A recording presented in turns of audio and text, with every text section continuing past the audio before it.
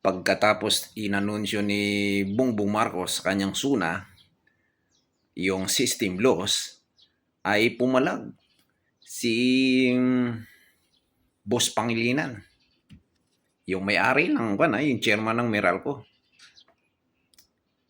Tapos ang masakit dito, ang sabi ni Sir Pangilinan, sino ang mag-shoulder ng system loss na tatanggalin sa mga consumer ng Meralco?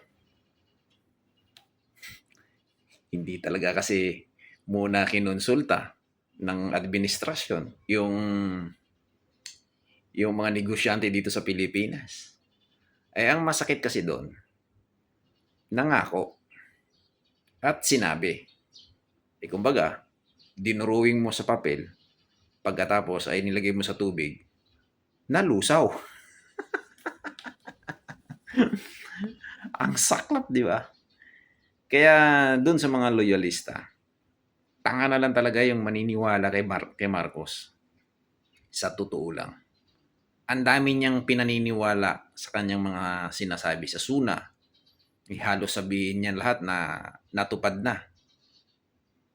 Next year, 2027, magkakaroon na tayo ng subway train.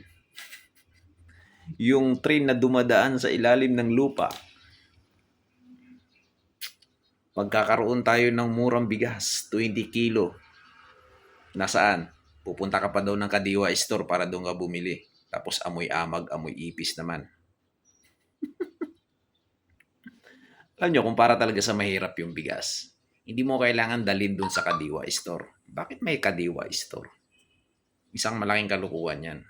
Pwede mo naman ilagay yan sa mga palengke, sa mga bilihan para mabili ng tao.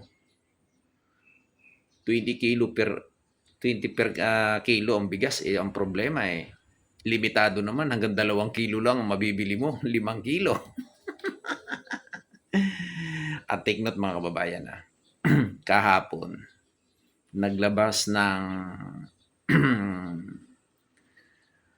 circular memorandum yung korte dito sa Pasig at ipinapatigil yung 85 pesos na uminto na sweldo sa manggagawang Pilipino.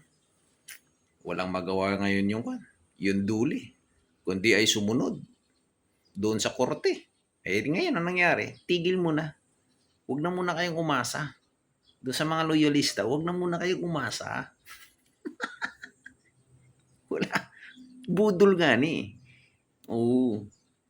Huwag yun, yung 2027, next year daw magkakaroon na ng racket. Sumama na kayo lahat doon sa racket. Lumipad na kayo papunta ng ibang bansa.